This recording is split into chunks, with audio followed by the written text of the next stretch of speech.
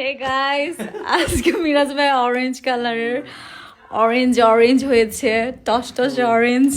মিরাজ ভাইকে অনেক সুন্দর লাগতেছে। মিরাজ ভাই নিজেই নিজের অরেঞ্জ কালারের প্রশংসা করছে। যারা এত বছর ধরে দেখতেছো হয়তো কখনো অরেঞ্জ কালারে দেখছো কিনা আমি জানি না, হয়তো খুবই কম, তবে অরেঞ্জ কালার বা কিছু স্পেসিফিক কালার আছে যেগুলো আমি একদমই পরি না।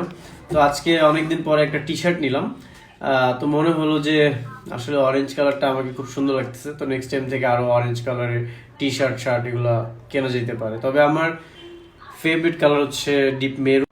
বলো তবে তোমার আমার ফেভারিট কালার হচ্ছে ডিপ মেরুন আমি পড়ছি এন্ড হোয়াইট।